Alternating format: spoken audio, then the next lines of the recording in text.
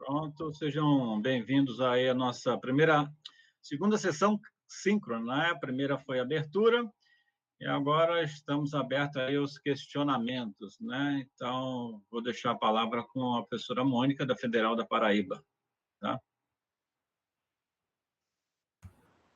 Opa, bom dia a todos e a todas. Então, vamos começar a nossa sessão síncrona com algumas perguntas para os palestrantes. Já está aberto no YouTube, para quem quiser escrever no chat as perguntas. Então, eu vou abrir aqui, já começar perguntando para o professor Eduardo. Já eu vou começar com... cadê? O professor Eduardo está aí? Sim, Mônica, estou aqui. Tá, então eu vou começar, professor, com uma provocação. Já que a sua palestra é sobre o especo, eu quero saber sobre como é que você lida com os equipamentos, com os dispositivos dissipativos. Porque isso é uma controvérsia, uma polêmica e que gera discussão. Sim, ok. Boa pergunta, né? Estou vendo que a Mônica já é minha amiga, né? Não sei se é minha ou é da onça, né? Mas brincando.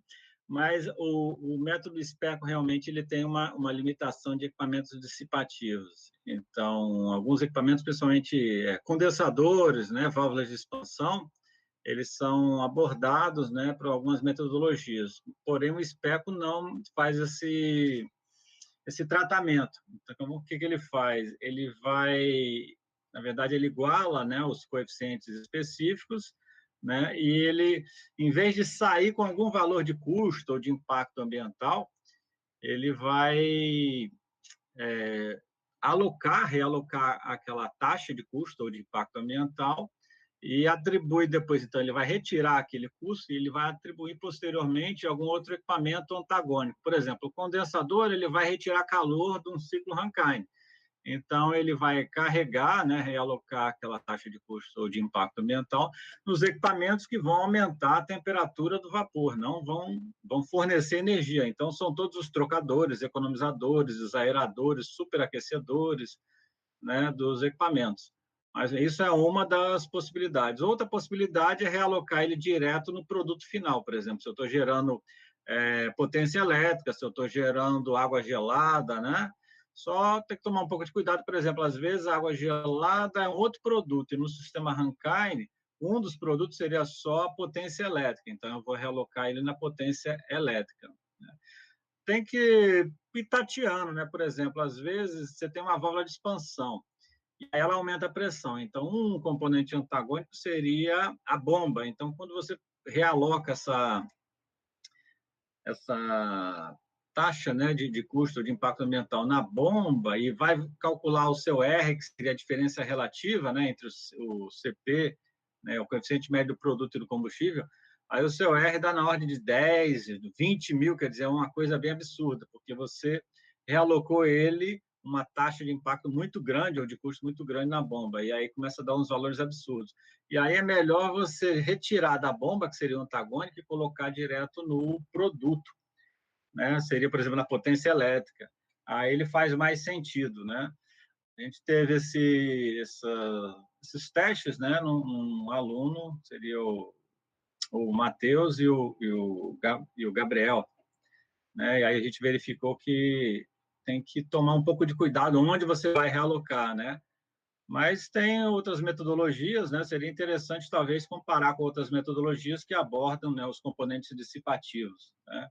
Seriam aqueles que não têm uma finalidade termodinâmica, né? Ok, espero que tenha sido satisfatória a pergunta, a resposta. A pergunta foi bem provocativa, né? Mas a resposta foi boa. Já estava preparado, né, professor?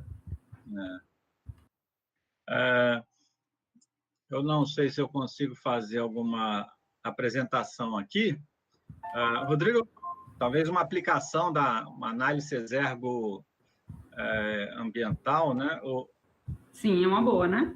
Exergo ambiental. Rodrigo, eu consigo fazer uma apresentação aqui?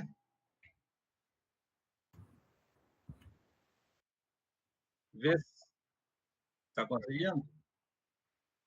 Certo. Eu peguei aqui, então, esse daqui é um trabalho que a gente fez, né, análise exegética, né, energética e exergo-econômica de um sistema de cogeração com bagaço de cana, né? Alguns têm essas aplicações aí, tá? Foi com o aluno Daniel, é recente, né? Inclusive a participação da professora Mônica, nós temos aí os especialistas em ciclo de vida, seria a professora Andréia e a professora Mônica, né? Então, a gente verificou o sistema, né? Alguns trabalhos usam isso, né? E, então, aqui as duas turbinas a vapor, né? De contrapressão, né? De extração, ok. Aqui são todos os componentes, superaquecedor, evaporador, economizador, pré-aquecedor, né? 1 e 2, de ar e economizador 1 e 2, né? Então, entra com bagaço de cana. Então, a nossa ideia seria, será que a gente consegue produzir uma eletricidade com baixo impacto ambiental utilizando uma biomassa, né? Então, teria que utilizar aqui o impacto ambiental do bagaço de cana, como se fosse utilizar, por exemplo, o impacto ambiental da produção de gás natural ou da gasolina, né? E aí entra com ar atmosférico, né? Ele já é pré-aquecido aqui, ocorre a queima dele, né? E aí gera o vapor, né? E vem para as duas turbinas, né? E temos o desaerador aqui, né? Para aumentar a vida útil, diminuir a oxidação dos componentes, né? Tem algumas reposições aqui de água, então foi verificar qual seria esse impacto ambiental. Deixa eu aumentar um pouco aqui, né? Ok, então, valores deles, né? A composição, cinzas, energias químicas, físicas, né? Fiz aí uma combustão dele completa, né? Ideal, ok. Aí, eficiência exergética, calculei aqui energias destruídas, né? Aí, o que é combustível, o que é produto, já é a ideia, né? Observa aqui que tem que verificar que, às vezes, né, num desaerador aumenta, né? Então, o combustível diminui a exergia física, né, desses pontos, e o produto aumenta, né, a exergia física, né? Tem que verificar, às vezes, desmembrar a exergia química e física, né? E calcular a diferença relativa e, no caso do impacto ambiental, e o fator exergo-ambiental aqui, considerando, esse daqui é um ponto importante, a única diferença que eu comentei, que seria o impacto ambiental na formação de poluentes. Aí, poluentes que tem aqui seria o CO2, né? Se a gente voltar aqui na combustão, o SO2, né? Cinza não tem, a princípio, né? Se sai pelo chão, não tem tanto impacto, né? Ou considera-se desprezível, mas aqui a gente não calculou formação de CO e NOx, que tem um efeito, né? Que pode ser significativo aí, dependendo da condição. Então, o que a gente considerou? Olha, vamos ver aqui, né? O vapor, então, o impacto ambiental dele, né? Seria aí 4 milipoints por megajoule de vapor produzido e da eletricidade. Então, são duas turbinas, têm eficiência diferente, uma é contra pressão, outra de condensação. O de maior eficiência tem um impacto ambiental menor, 5,3, né? Milipoints por megajoule, a outra tem 8, né? Milipoints por megajoule. Então, nossa unidade de impacto é milipoints. Aqui é a eficiência, né, exegética. Interessante que eu vejo muitos trabalhos, né? Então, a eficiência aqui, fornalha, a câmara de combustão costuma ser baixa, né?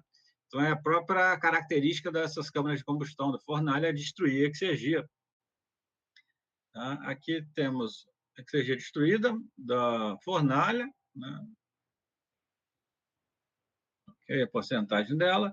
Então, aqui o fator exergo-ambiental, semelhante ao fator exergo-econômico, né? Onde eu também tenho que considerar esse F aqui nas formações de poluentes. Porém, formação de poluentes só ocorre na fornalha ou na câmara de combustão. Nos outros equipamentos não tem. Então, eu verifico aqui, ó, por exemplo, no caso, condensador, apesar de ser um componente dissipativo, né, não vou mexer, ele é o primeiro equipamento que tem o menor fator, né, de impacto ambiental. E aqui eu tenho uma bomba de alimentação, então ela vale a pena eu aumentar a sua eficiência, de tal forma que ela vai reduzir sua exergia destruída, né, e aumentar o seu desempenho ambiental. E semelhante aqui, a gente tem também o radiador, né, que seria um pré-aquecedor de ar, eles aí, é o radiador. Então, a bomba e o radiador, que são equipamentos que têm aí um fator exergoambiental baixo. Aqui, ó, esse radiador aqui, ele faz um pré-aquecimento da água para entrar aqui no desaerador, né? Então, essa seria aí, né, identificar os desempenhos exergoambientais aí, tá? E aí comparar, por exemplo, com outros trabalhos, né, de emissões dele. Isso seria, né, interessante, por exemplo, eu achei aí um valor dessa cogeração, onde tem eletricidade 21 milipontos por quilowatt-hora, né? Tem um outro trabalho que queimou, eucalipto achou 27, então o bagaço de cana tem um melhor desempenho ambiental, né? Outro queimou combustíveis sólidos aqui, 13, né? Só que esse trabalho, se eu não me engano, as emissões metano, etano, ok, do caso Ledon, né? Também teve um baixo impacto ambiental. Comparar, em geral, a eletricidade costuma ter um impacto ambiental alto, a água gelada tem um impacto ou um custo também bem elevado, né? Aqui uma planta de célula combustível de biomassa teve um valor até parecido, né? E aqui a eletricidade produzida em alguns países, né? Por exemplo, Grécia, né? Estão valores altos, mas característica dele, ele utiliza muito carvão, então ele tem um desempenho ambiental baixo aí, tem um impacto ambiental alto, né, devido à fonte que ele utiliza para gerar eletricidade. No caso, ele usa muito carvão, né, além do gás natural. Então, a biomassa, né, tem que se estudar, verificar aí, por exemplo, quais são as emissões de poluentes para saber, né, como é que é esse desempenho. Tá? Acho que tranquilo, é uma aplicação, né, vou parar a apresentação, dessa metodologia de impacto ambiental, né, realmente para tentar mostrar, né, as suas funções, ok? Mais alguma coisa? Nosso chairman? Por mim, eu estou satisfeita com a resposta e com o exemplo de análise exergoambiental. E aí, como é que a gente está de tempo, Eduardo? Passamos Deu mais ou menos 15 minutos, né? Começou 11h10, então 11h25 aqui encerrou. Acho que a gente pode passar para a segunda sessão aí. Seria a segunda palestra, que é a do professor Galo. Ok, então, agradeço. Agora, o professor Galo né, pode até se apresentar, professor?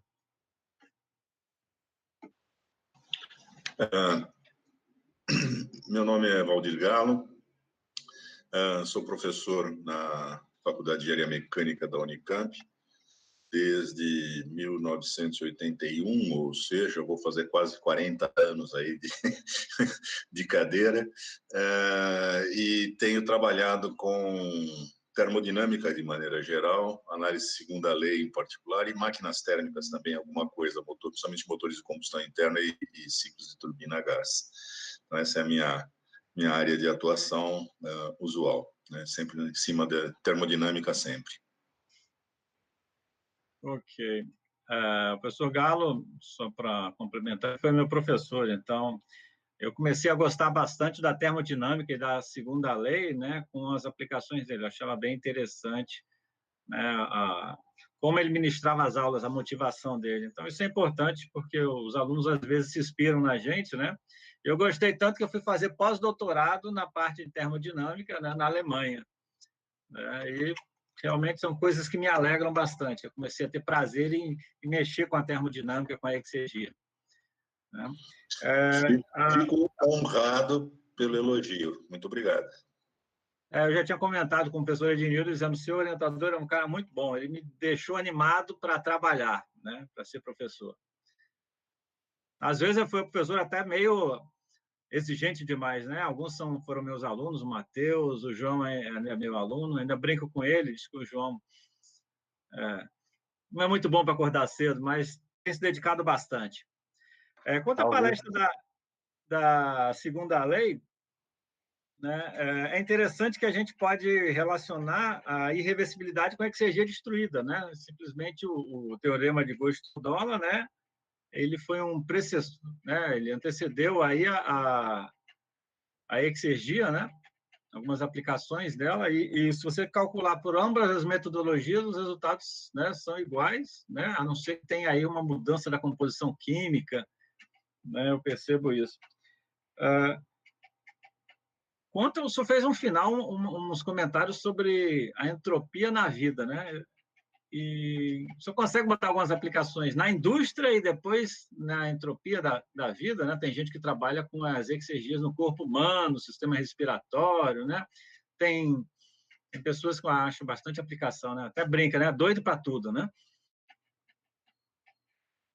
O senhor consegue botar algumas aplicações?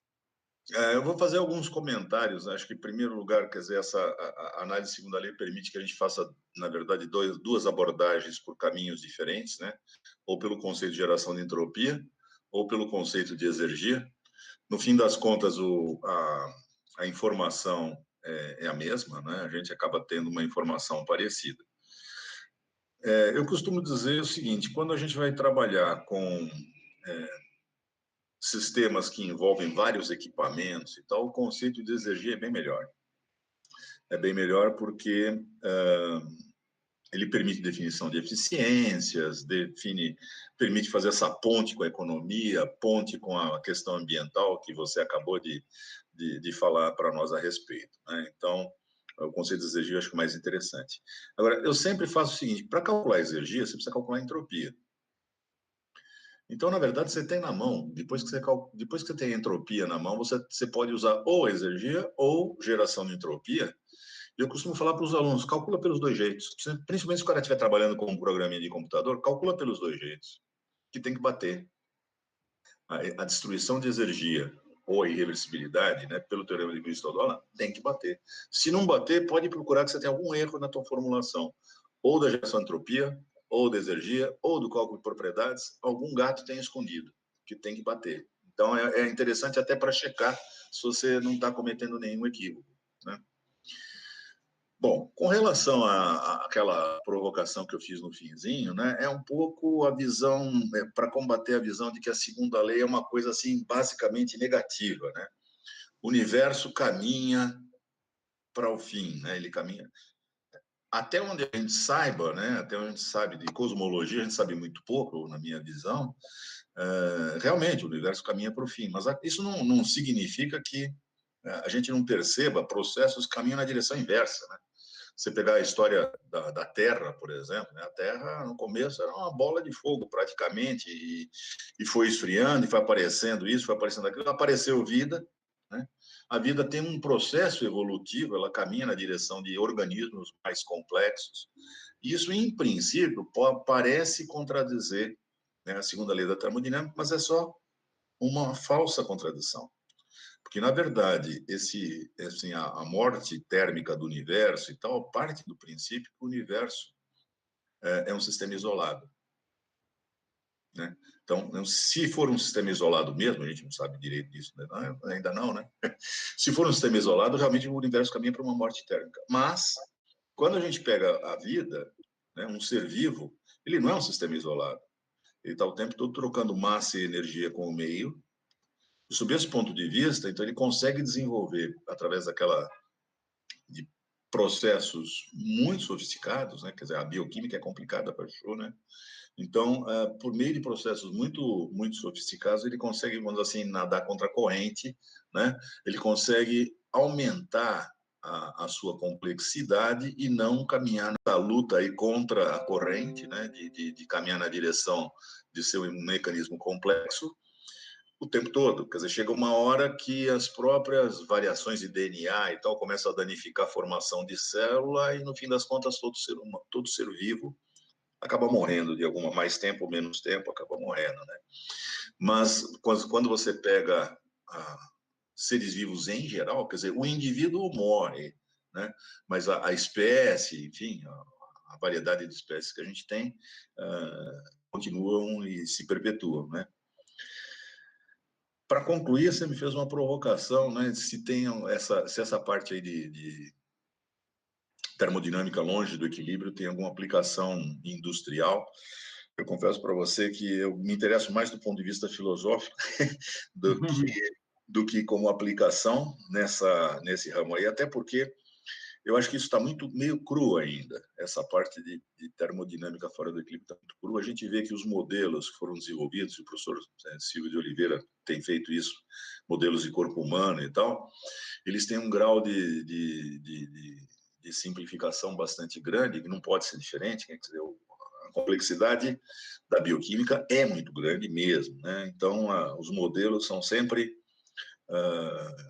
modelos de difícil trato. Mas, tirando a aplicação, por exemplo, para corpo humano, eu, pessoalmente, não tenho trabalhado com isso, não. Eu gosto mais da discussão filosófica sobre o tema do que sobre resolução de problemas reais. Para problemas reais, eu gosto de coisas mais fáceis.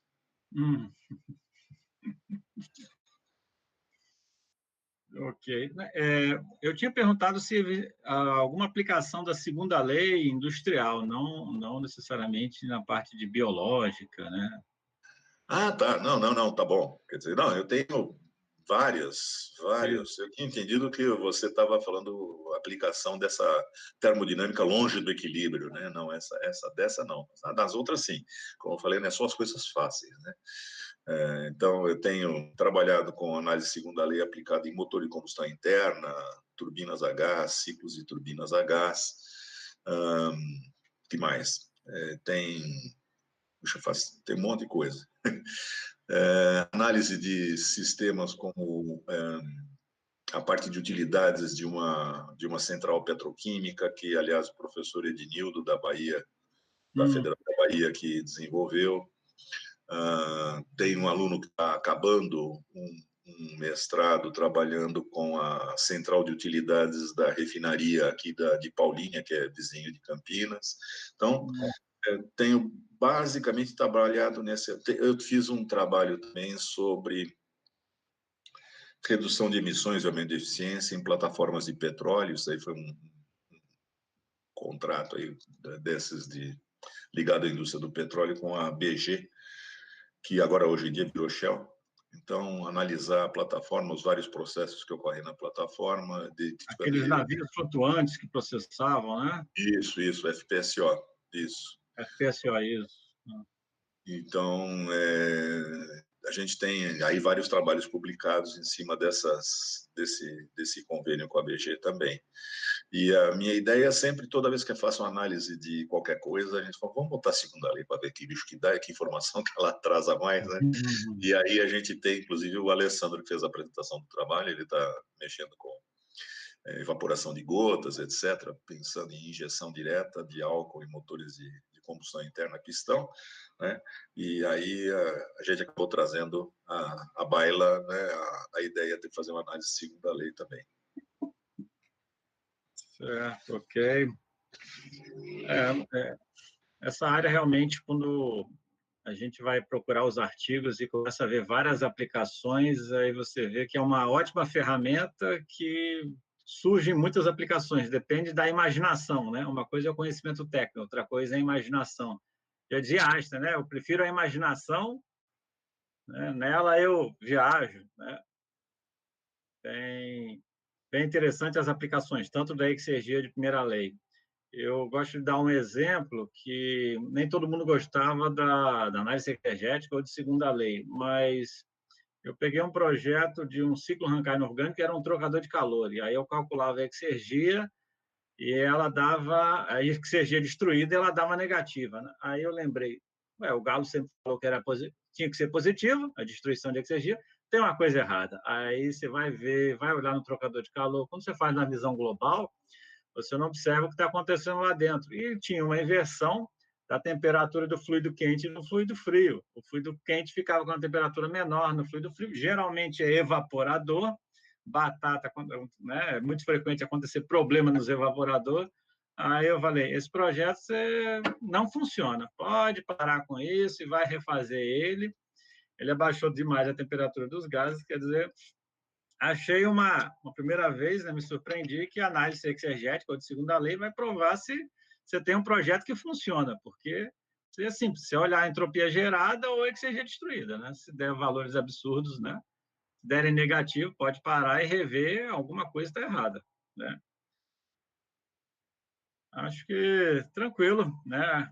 Algum comentário? Sim, nós temos aqui no chat um comentário do professor Silvio, que esse é um bom desafio, né? Associar a termo de não equilíbrio com a modelagem de sistemas termoquímicos, né? Ok. Agradeço a participação do professor Silvio, né? Os professores que não estão na sessão síncrona ficam assistindo pelo YouTube, né? Só para evitar não carregar tanto esse Meet, né? Senão ele fica muito pesado. Mas, ok. Agradeço aí. Acho que o professor Galo quer fazer algum comentário.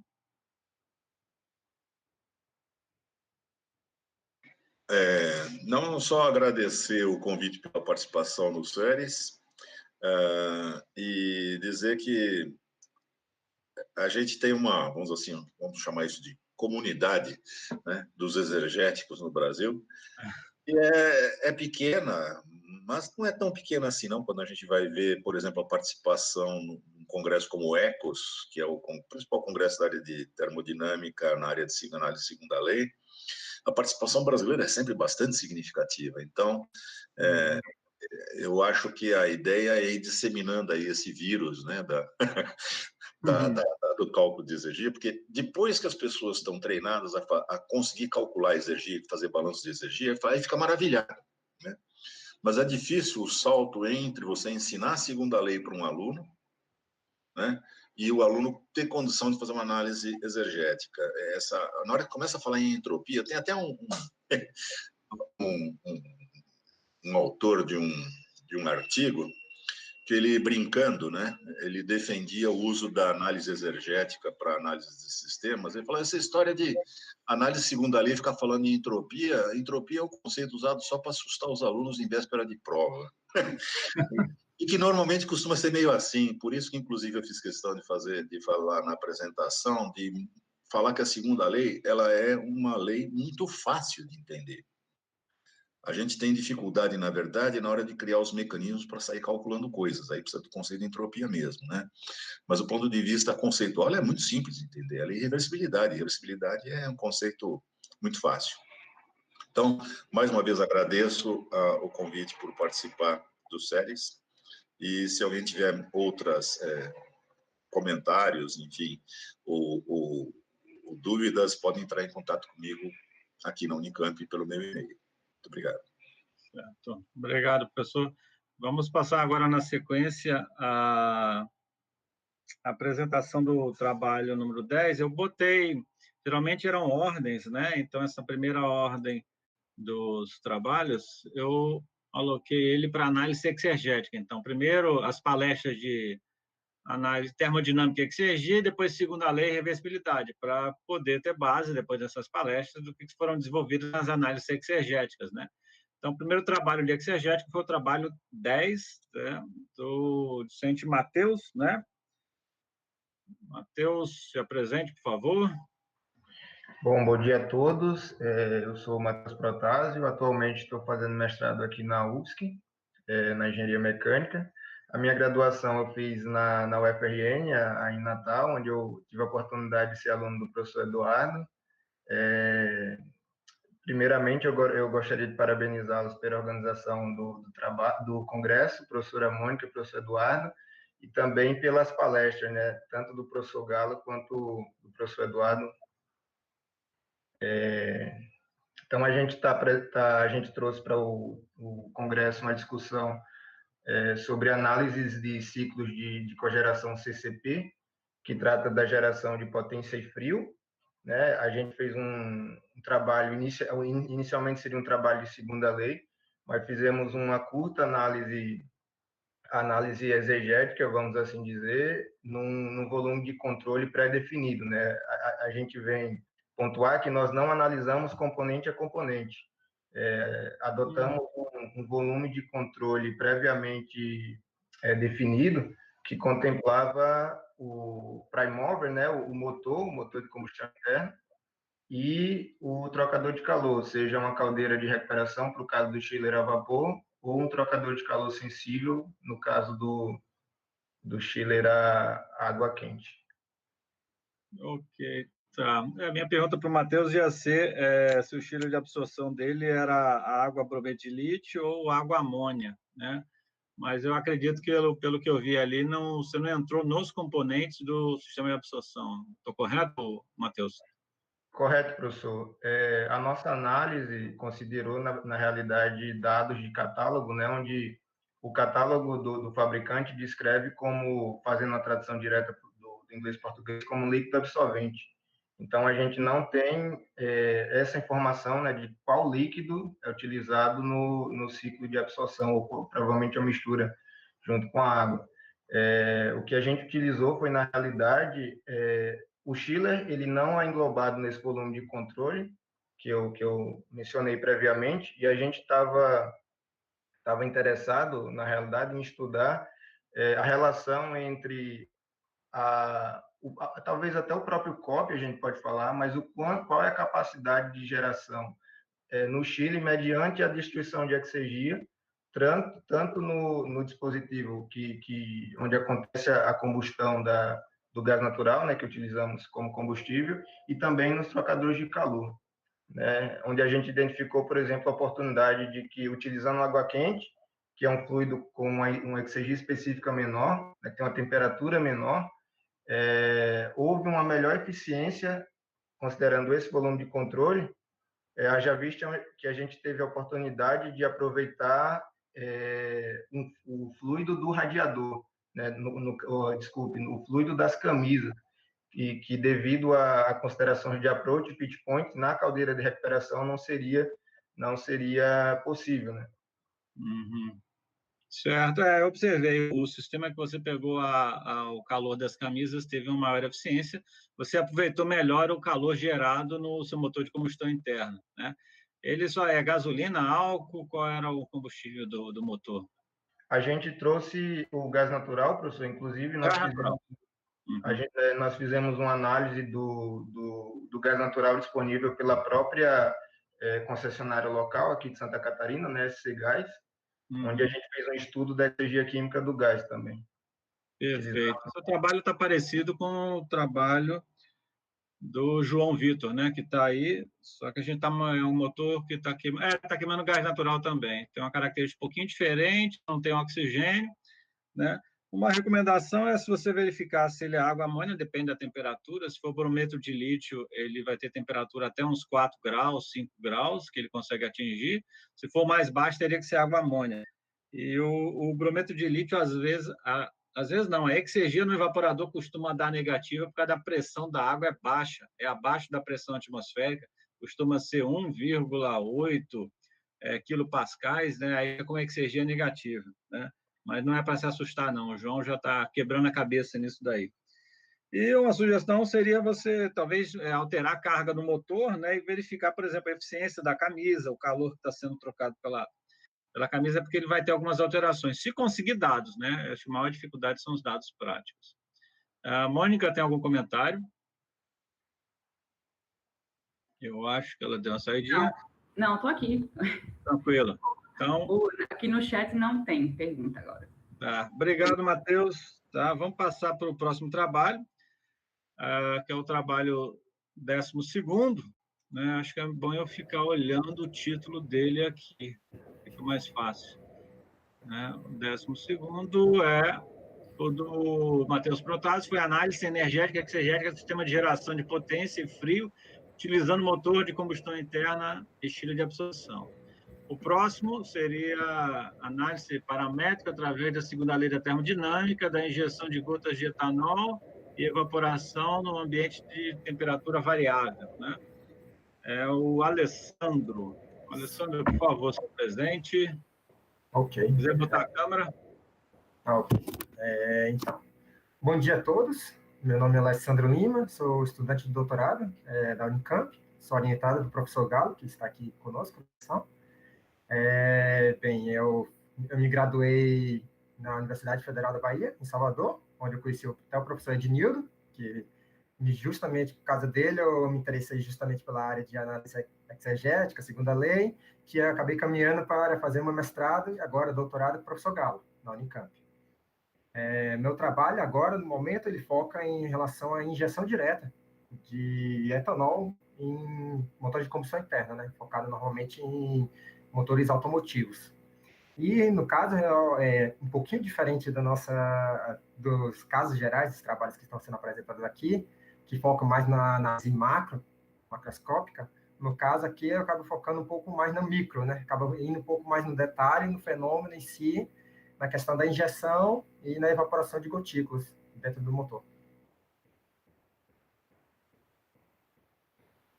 Ok, Alessandro, certo, obrigado. Eu vi que uma das conclusões foram as gotículas, se fossem pré-aquecidas, ela ia reduzir, né, a geração de entropia. Isso lembra bastante de um ciclo Rankine, né, que seria a turbina a vapor, quando você pré-aquece a água de alimentação. Quer dizer, as aplicações só mudam se é uma gotícula que você está aquecendo ou se é a água que vai entrar na turbina a vapor. Né? São bem interessantes. Qual seria, assim, o que você acha que poderia acontecer se você variar o tamanho das gotículas, né? Você colocou como sugestão. Bem, a questão nós temos que pensar como é que a gente variaria o tamanho das gotículas. Seria através da atomização, né? Através do fenômeno da quebra das gotículas, a gente alterando as características do injetor para que ele me produza, em média, uma distribuição de gotículas com menores diâmetros. Então, no caso, ao reduzir o diâmetro da minha gotícula, eu vou estar alterando em área superficial geral do combustível em si, como spray, dentro da fase de compressão, por exemplo. Isso vai me permitir que eu aqueça mais rapidamente, as minhas gotículas evaporem. Então, no nosso caso aí, no nosso trabalho, a gente verificou que ao fazer com diâmetros menores, eu obter uma menor geração de entropia. Se eu acabar levando essa menor geração de entropia para o caso do spray como um todo, e eu evaporar minha gotícula de forma mais rápida, eu vou estar, no geral, fazendo um processo de ingestão com menor geração de entropia. Portanto, eu vou estar fazendo um processo mais eficiente dentro no motor de combustão interna, e nessa questão eu vou estar produzindo um processo de evaporação mais eficiente. Ok. Obrigado, então, Alessandro. A gente vai passar na sequência para o próximo trabalho. Mônica, tem algum comentário? Eu posso passar para o... Qual foi esse trabalho? Foi o 12? 12, isso. Isso. Eu queria só um comentáriozinho explicar um pouquinho melhor sobre essa geração de entropia que você fala aí nas conclusões como fator otimizador aí. Seria para minimizar? Exato. A questão é justamente essa, como eu acabei comentando na apresentação, não existem muitas referências nesse trabalho que conecta a segunda lei com justamente a evaporação de gotículas. O pessoal normalmente analisa muito o fenômeno em si, mas nunca tenta ver pela visão da segunda lei. Então, nossa ideia foi justamente, por que não utilizarmos a segunda lei como uma forma de podermos deixar o fenômeno mais eficiente, enxergar mais claramente o que está ocorrendo lá. Então, justamente, a gente apresentou nesse trabalho que é possível fazer uma otimização. A gente não apresentou a otimização em si, tanto que é algo que vai vir mais pela frente. Eu queria só fazer um comentáriozinho. Eu acho que quando a gente vai fazer um trabalho como o que o Alessandro está desenvolvendo, é um trabalho em que você está estudando a fenomenologia básica dos fenômenos, aí o conceito de geração de entropia é mais interessante do que pensar em exergia, né? Exergia é mais para analisar sistemas e tal. Então, acho que essa é mais um exemplo, né, de que caminhos diferentes, às vezes, é mais interessante seguir um caminho para um tipo de processo, para outro tipo de processo, mais interessante outro caminho, mas a informação é basicamente a mesma. Só queria fazer essa observação que, na verdade, eu trabalho o tempo todo com exergia e, no entanto, o trabalho é sobre geração de entropia, porque para fenômenos básicos é mais interessante geração de entropia. Ok, professor, e ok, Alessandro, obrigado. Vamos passar na sequência o próximo trabalho, é o 45, o trabalho do Alessandro. João Vitor, desculpa. Isso. 45, análise exegética no sistema de trigeração com refrigeração para absorção de efeito misto. É um pouco parecido com o do Matheus, né? Só que ele é duplo efeito, né? João Vitor, se apresenta, por favor. Bem, bom dia a todos. Eu sou aluno da pós-graduação em Engenharia Mecânica na UFRN e sou orientado pelo professor Eduardo, né? E meu trabalho aqui nesse congresso, ele é uma análise energética de um sistema de trigeração e também análise exegética desse sistema, né? E esse sistema é composto por um chiller de absorção de duplo efeito, de efeito misto, na verdade, que é um uma combinação desses dois tipos de layout de chiller, né? E alimentada a um motor a gás. Então, eu começo fazendo análise energética, avaliando o desempenho térmico, né, do chiller, variando alguns parâmetros, e depois eu faço análise exegética, analisando componente por componente, né, vendo as taxas de destruição da exergia e a eficiência exegética também de cada componente. Isso. João, você analisou dentro o sistema de absorção, né? E, no caso, é um brometo de lítio, dava até umas exergias negativas por causa da pressão da água no sistema do brometo de lítio. Houve até uma discussão na pequena comunidade dos exegetas, né, que nem o professor Galo comentou. E nas sequências, quais são as previsões? Né? Eu sei, mas comento que as previsões de futuros trabalhos, o que a gente pretende fazer depois dessa análise exegética. Bem, a análise exegética é o primeiro passo para começar a análise exergo-econômica, né, e exergo-ambiental, que seria a minha pesquisa na pós-graduação, né? Então... Ok, seria análise exergo-econômica, né, e, na sequência, exergo-ambiental, né? Exatamente. Esse artigo seria um antecessor, né, da minha pesquisa. Ok, tá bom, João. Obrigado, João, pelo comentário, né? A gente vai na sequência para o próximo trabalho, o trabalho 46, do Daniel, né? Estamos só mantendo a sequência para não atrasar muito. Armazenamento energético e de confiabilidade no sistema de armazenamento de energia por ar comprimido com armazenamento de ar a volume constante, né? Daniel, por favor, se apresente. Bom dia, professor. Bom dia a todos. Meu nome é Daniel Rodrigues. Eu sou aluno de doutorado em Engenharia Mecânica na Universidade Federal de Pernambuco. Eu sou formado em Engenharia Nuclear no Instituto Superior de Tecnologias e Ciências Aplicadas na Havana. Portanto, vou primeiramente pedir desculpas pelo meu portunhol. O trabalho a ser desenvolvido no presente congresso é uma análise, bem como falou o professor, uma análise energética e de confiabilidade de um sistema de armazenamento de energia por ar comprimido com armazenamento de ar a volume constante. Então, o objetivo da análise é fazer uma vinculação, criar um vínculo entre duas formas de análise com uma finalidade de determinar qual o componente mais sensível em uma instalação ou um sistema. Que, desde o ponto de vista termodinâmico, os estudos estão bem desenvolvidos, mas normalmente o tipo de análise de risco, de confiabilidade, que tem uma influência muito grande na economia e na operação de um sistema, normalmente não é carregado, ou seja, não é analisado.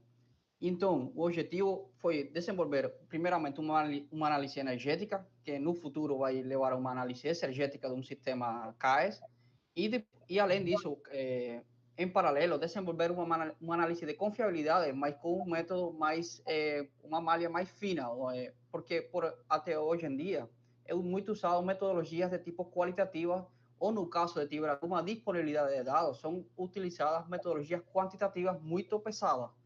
Então, no presente trabalho foi apresentada uma metodologia semi-quantitativa que corrige ou consegue pular aquelas deficiências da técnica do método FMEA, ou seja, análise de modos de falhas e seus efeitos, que é aquela análise por causa comum do sistema.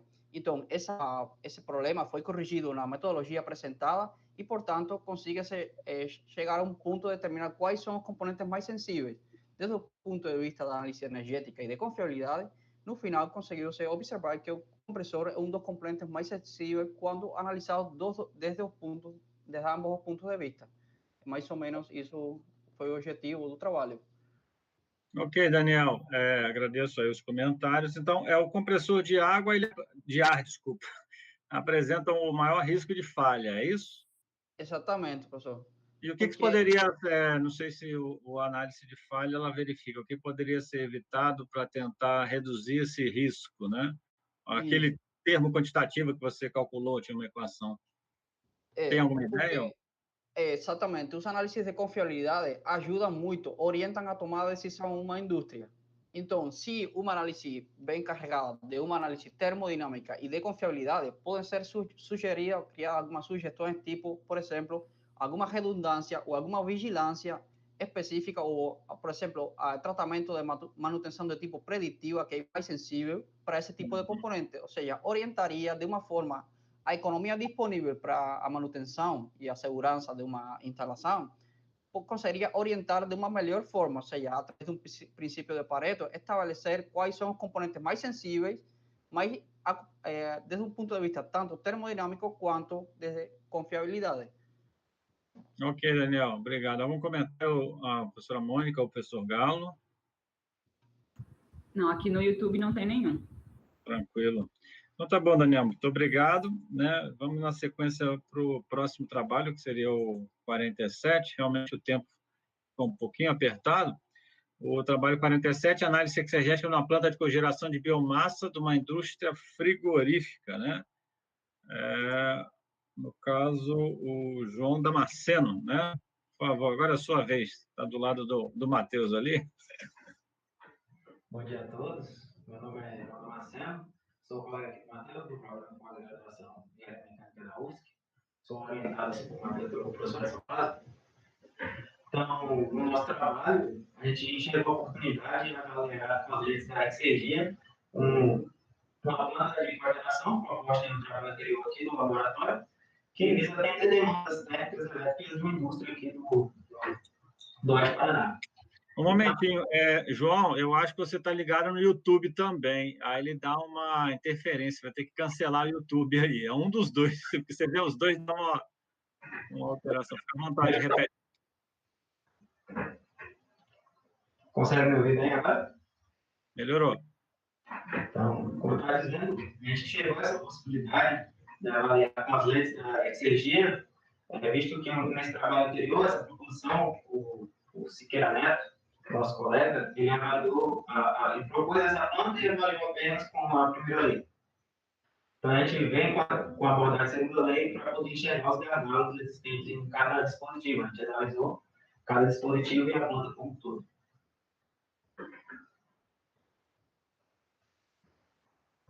Professor, acho que aqui o professor Eduardo está falando alguma coisa. Desculpa. Tá, eu cortei o microfone para diminuir. Eu sempre faço isso nas aulas. Tá, eu agradeço aí o João. João, eu vi que a tua eficiência da caldeira deu ali 32%, né? Não é muito diferente, por exemplo, quando eu fiz ali o bagaço de cana, né? Que é um outro trabalho. Minha pergunta é, você calculou as perdas de exergia por transferência de calor? Eu vi que o equacionamento colocou. Seriam de todos os equipamentos ou só de algum? Não, a gente fez as perdas, elas são relacionadas à planta como um todo. O que acontece? Os balanços, a gente considera ali que seja destruído de cada, a gente entra com a característica dos combustíveis e faz o balanço ali para obter a que seja destruída de cada componente. Então, no final, a gente soma todas essas que sejam destruídas, todos os dispositivos, e faz um balanço para a planta. Então, essas perdas que aparecem as perdas que aparecem em toda a planta. Eu fiz um trabalho parecido desse com biomassa, né, e verifiquei que um dos problemas seria a umidade da biomassa. Você chegou a verificar se, reduzindo a umidade dela, a eficiência da caldeira dá uma significativa melhora, né, porque ela precisa de mais energia para evaporar a água. Você chegou a verificar? Desculpa, a gente calculou seja da biomassa com a abordagem do Zabut. Toda vez que não fez essa análise de sensibilidade variando a composição da biomassa. Da exergia química não viu alteração do valor em função da umidade, é isso? Não, tem, mas a gente não fez essa análise de sensibilidade para mostrar isso. Certo. A composição do colega que fez o trabalho anterior, que ele já tinha feito esse cálculo dessa composição da biomassa utilizada nessa. Ok, João Damasceno, agradeço aí a sua participação, da Mônica e o professor Galo, algum comentário? Ou seguimos. Então... Seguimos. Aqui no YouTube não tem nenhuma pergunta. Certo. Aí o próximo trabalho, o trabalho 51, a análise termodinâmica de um sistema de água gelada destinado à climatização de um shopping center, né? Temos aí a Renata. Por favor, Renata, se apresente. Boa tarde. Bom dia ainda, né? Eu sou Renata, eu sou estudante de mestrado na Universidade Federal da Paraíba. É possível você ligar o vídeo, Renata? Ou não fez o cabelo? É porque eu acho que a internet aqui não está muito boa e pode ser que trave e fique pesado. Ok, certo. Para manter a qualidade do áudio, eu acho que fica mais legal, né? Certo, obrigado. Beleza. Então, eu sou aluna da professora Mônica Carvalho, também do professor Adriano Marques. Sou formada em engenharia mecânica. E o meu trabalho, como um todo, eu avalio um sistema de resfriamento de água gelada que é aplicado ao sistema de climatização de um shopping center, observando a crescente, determino a distribuição de energia em cada equipamento e também realizo uma análise paramétrica dos componentes em relação relacionando distribuição de energia e as pressões dos trocadores de calor, evaporador e condensador do chiller, que é por compressão de vapor e resfriado a água. Então, ele é associado a torre de resfriamento. E, assim, basicamente, nós temos isso para esse trabalho. Ok, Renata. Obrigado. Uma curiosidade, será que a exergia química ali do seu sistema não influenciaria, né, nos cálculos da análise exegética? Então, o que acontece? Para os fluxos, todos os fluxos, né, exceto os fluxos de ar úmido, que trocam calor com a água de condensação na torre de resfriamento, não foi foi avaliado apenas o equilíbrio de pressão e temperatura com as vizinhanças, observando que a gente não vai ter uma troca, né, uma troca ali de massa entre os fluxos. Aí, no caso, a parcela de exergia química só vai ser considerada dentro da exergia, desses fluxos de ar úmido. Como eu apresentei, uma equação adicional para avaliar esses fluxos de ar úmido. Aí, no caso, não foi considerado para os outros fluxos. Ok, tá bom, Renata. Obrigado pela resposta. O trabalho 3, eu acho que alguma pergunta, professora Mônica? Acho que é o professor Galo. Algum comentário? Por enquanto, não. Ok. O autor do trabalho 3 acho que não se encontra presente, né? Então, vamos ao trabalho 7, que é o do Mauro.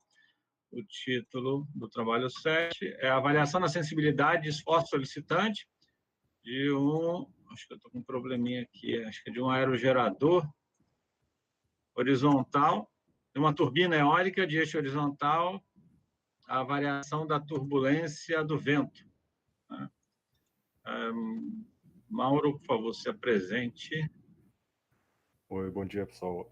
Primeiramente, obrigado pelo convite para estar participando aqui.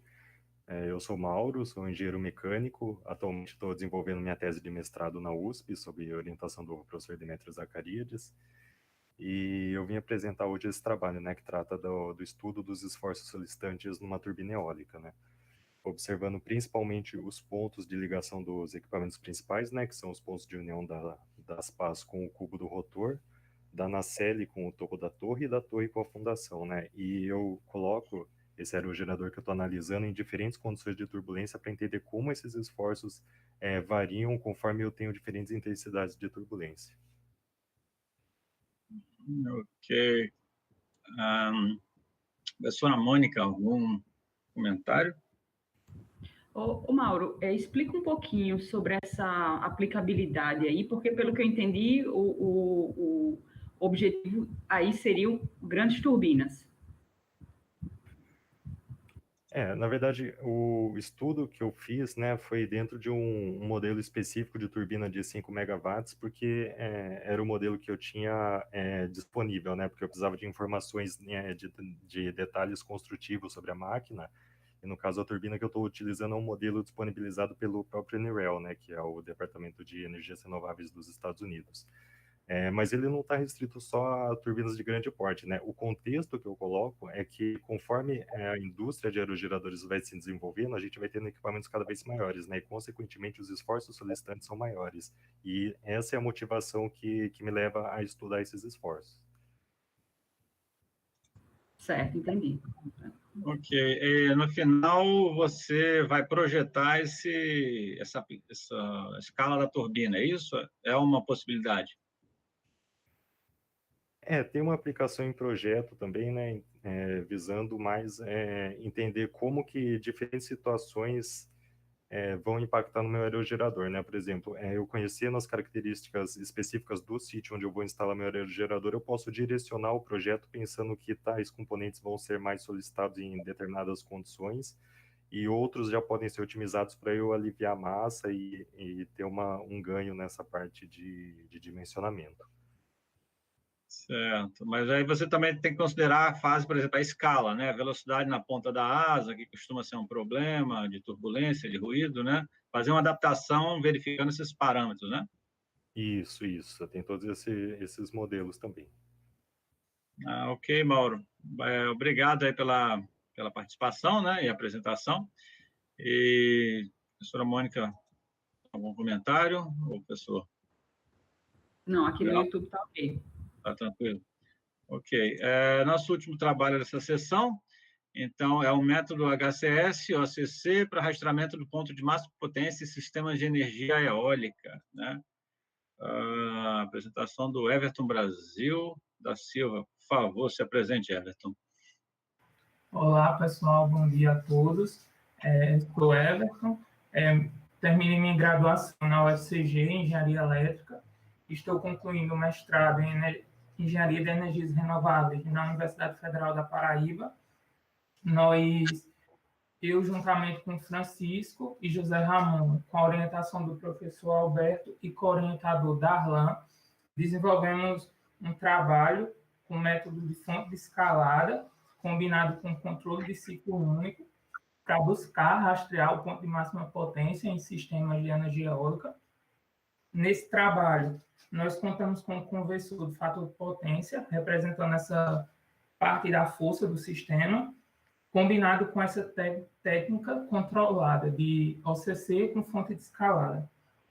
Nós desenvolvemos a função objetivo do método, com foco na equação do movimento para um gerador eólico turbina eólica, onde representamos a potência de entrada ativa.